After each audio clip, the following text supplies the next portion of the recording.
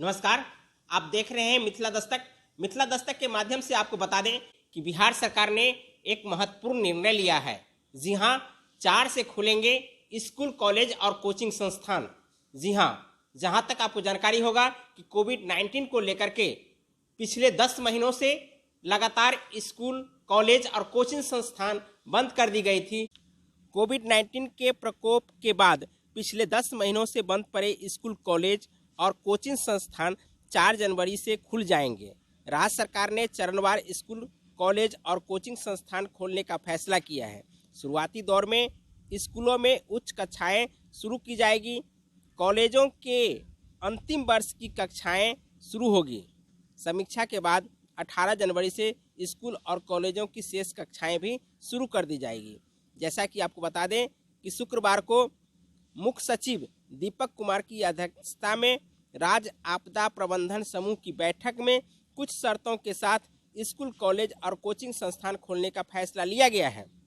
उन्होंने बैठक के बाद बताया कि गहन मंथन के बाद यह फैसला लिया गया है कि स्कूल, कॉलेज और कोचिंग संस्थान शर्तों के साथ खोले जाएंगे। 4 जनवरी से पहले 9वीं से 12वीं तक के विद्यार्थियों के लिए स्कूल, कॉलेज खुलेंगे, जबकि कॉलेज सिर्फ अंतिम वर्ष के विद्यार्थी ही आएंगे।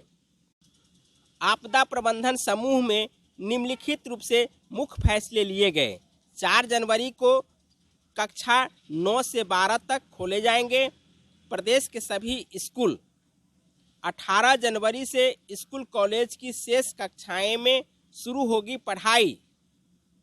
4 जनवरी से कॉलेजों में फाइनल ईयर के विद्यार्थी पढ़ने आएंगे। जी हां, आपको बता दें कि स्कूल, कॉलेज खुलने पर इन नियमों की कड़ाई से होगी पालन। स्कूल, कॉलेज प्रबंधन मास्क और शारीरिक दूरी के नियमों का पालन कराएंगे।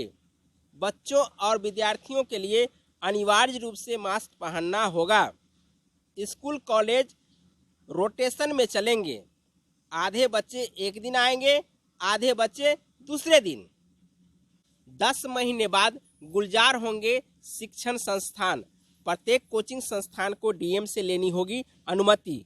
आपदा प्रबंधन समूह की बैठक का फैसला है कि 4 जनवरी से राज्य के कोचिंग संस्थान भी खुलेंगे, लेकिन अधिसंख्य कोचिंग संस्थान के साथ हॉस्टल भी जुड़े होते हैं।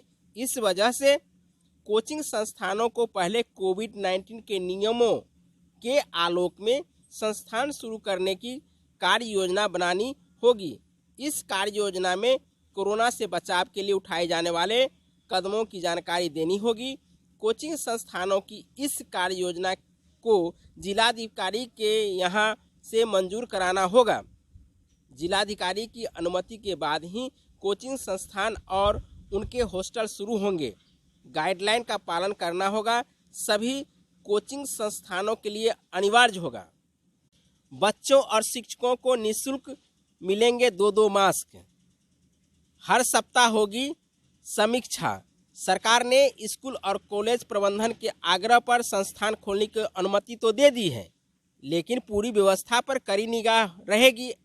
यदि नियमों का उल्लंघन हुआ तो संस्थानों के खिलाफ कड़ी कार्रवाई की जाएगी। मुख्य सचिव ने कहा है कि सरकार सतर्क रहेगी और प्रत्येक सप्ताह स्कूल, कॉलेजों के संचालकों को लेकर समीक्षा की जाएगी।